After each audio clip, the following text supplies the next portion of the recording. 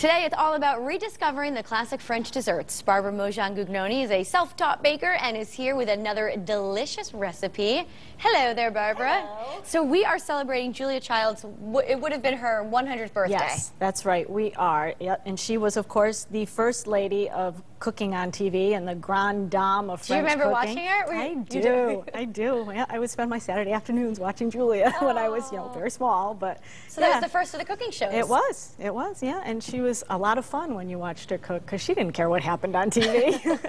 That's great. So this is one of her recipes. It is. This is chocolate pot de crème, which pot de crème is basically pots of cream. Okay. It's a baked custard, but it's very, very luscious, and with the chocolate in it, it's fantastic. And we decided to make it even a little bit more spicy and French, and we're putting Grand Marnier in ours. Ooh la la, I like the sound of that. Okay. Yeah, so we have hot cream here, and we're just going to dump in chocolate. Now with French cooking, everybody thinks it's really hard. It's a little intimidating, though. But it's not, in that it's really all about really good ingredients. So, with something like this, just use the best chocolate you can find. And what did you use? Fine. I used bittersweet chocolate. Okay. And we're just going to mix it up into the cream until it melts. And then we're going to, this is just eggs and sugar that we have whisked together. And we're going to add that very slowly, and you add it very slowly because you don't want to scramble the eggs.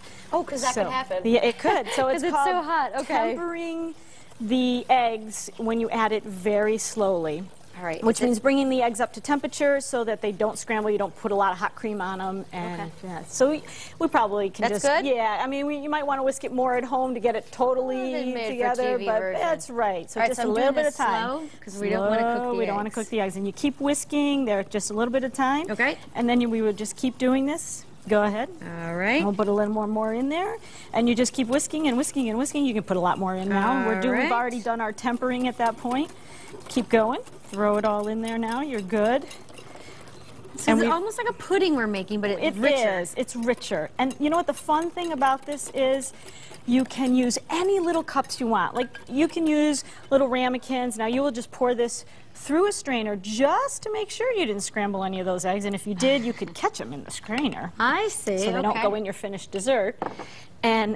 But the thing, like I was saying, you can even use like little china teacups. Oh, how pretty and that is. Yeah, it could be a really pretty thing because you're cooking them in a water bath, which is just insulating the containers with water so that they don't get too hot and they won't break in the oven. And it also makes it so that the pudding cooks very slowly and has time to set really creamy and rich. Okay, I like the sound of that. So if you just want to pour with the ladle into one of these. This or not yet? Gosh, I forgot about that. Put that in? That's the Grand Marnier. Put that in. We can't forget that part. Goes right in. That's right. Whisk it in. Now we're good. There you go. So if you want to fill one of those cups with the ladle. Oh, with the ladle. Yeah. How do I do that? I'm going to make a mess. There you go. So how far up do we? About 3/4 of the way up in your cup. Am I making a mess? No, you're not. Okay. Actually, you were very good. Surprised by that? That's perfect. So just like that? Just like that. Take a little bit off. There you go.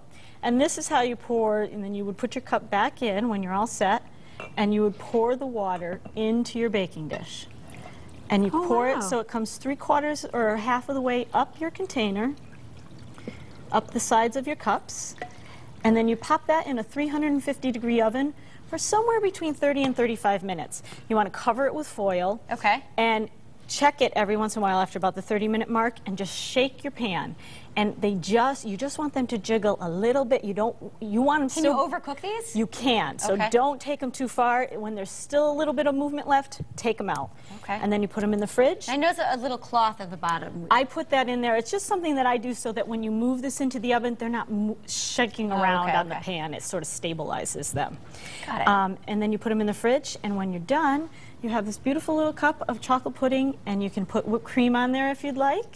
And what did you make here? I made candied orange zest. How did you do this? You take the zest off of an orange. You blanch it 3 times to get the bitterness out. Okay. And then you boil it in simple syrup, which is equal parts sugar and water. And then when you take it out, you sprinkle sugar over it. And it becomes this delicious little crunchy. I know, it looks wonderful. Yeah. Now let me ask you, what's the secret to the great whipped cream that you've made here? Well, that secret is that also has Grand Marnier in it. Really? So, yeah, so just a little dollop here. A little dollop that has Grand Marnier, vanilla, and confectionery sugar in the whipped cream. You just whip it, You can do it by hand. It's so if much you want to better make than good the fake muscles. stuff, right? So much better. Can't use the fake stuff. Fabulous. Yeah. So Now, what else would you cook in a bath like that? Cheesecakes. You would always do cheesecakes because then they don't crack on the top. Creme brulee.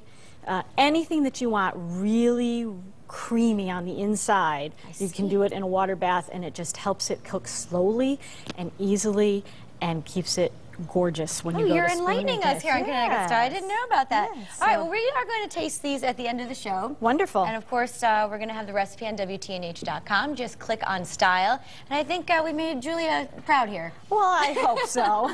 She's watching us. All right, Barbara, thanks again for being here. Thank you.